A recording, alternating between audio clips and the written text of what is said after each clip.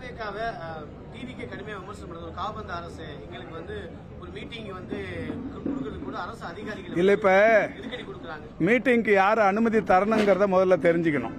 அவங்களும் தெரிஞ்சுக்கணும், நீங்களும் தெரிஞ்சுக்கணும். இப்ப தேர்தல் இல்ல கோட் ஆஃப் கான்டக்ட் அவரும் தெரிஞ்சுக்கணும். கோட் ஆஃப் கான்டக்ட் அப்ளிகபிள் ஆனதுக்கு அப்புறமா எந்த நிகழ்ச்சியா இருந்தாலும் ஒரு 48 மணி நேரத்துக்கு முன்னாடி ஸ்வேதாங்கிற ஒரு ஆப் வந்து கொடுத்துருக்காங்க அரசியல் கட்சிகளுக்கு. 48 மணி நேரத்துக்கு முன்னாடி எந்த நிகழ்ச்சி நடத்த போறோம், எங்க நடத்த போறோம், எவ்வளவு பேர் கலந்துக்கிறாங்க அப்படிங்கிற தகவலை ஆன்லைன்ல பதிவு பண்ணிட்டு யாரும் போய் தேர்தல் ஆணையத்தை தேடி போக வேண்டியதில்லை, காவல்துறையை போய் நாட வேண்டியதில்லை, எந்த அரசு நிர்வாகத்துக்கும் அவங்க போக வேண்டியதில்லை. இந்த ஸ்வேதா அமைப்புல வந்து பதிவு பண்ணிட்டாங்கன்னா 48 மணி நேரத்தில் அவங்களுக்கு அனுமதி தானாவே கிடைச்சிரும். இப்படி இருக்கும்போது இதுக்கும் அரசுக்கும் என்ன சம்பந்தம் இருக்கு? இது அவர் தான் சொல்றாருன்னா நம்மளும் கேட்டுக்கலாமா? நன்றி. நான் திரும்ப அதே பதில் தான், அதே பதில் தான்.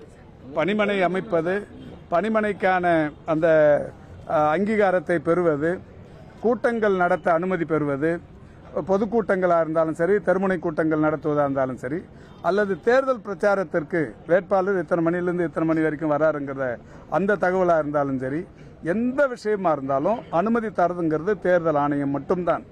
தேர்தல் ஆணையம் இதுக்கு முன்னாடி கூட அலுவலகத்துக்கு போய் ரிட்டர்னிங் ஆபீசர் கையில் மனு கொடுத்து அதுக்குன்னு ஒரு அலுவலர் இருந்து மனு வாங்கி அதுக்கப்புறம் கொடுத்துருப்பாங்க. இப்போ எலெக்ஷன் கமிஷன் அதை ரொம்ப எளிமைப்படுத்திட்டாங்க. 48 ஹவர்ஸ்க்கு முன்னாடி ஸ்வேதாங்கிற அமைப்புல நீங்க அப்ளை பண்ணிட்டீங்கன்னா 48 மணி நேரத்துக்குள்ள கிடைச்சிருது. 48 மணி நேரத்திற்கு உள்ள, அதாவது 20 மணி நேரத்தில் 18 மணி நேரத்தில் கொடுக்கிற எந்த அனுமதி கேட்டு கொடுக்கிற கடிதமும் ரிஜெக்ட் பண்ணிடுறாங்க. அதுக்கு வந்து திமுகவும் அரசும் என்ன வகையில பொறுப்பெடுத்துக்க முடியும்?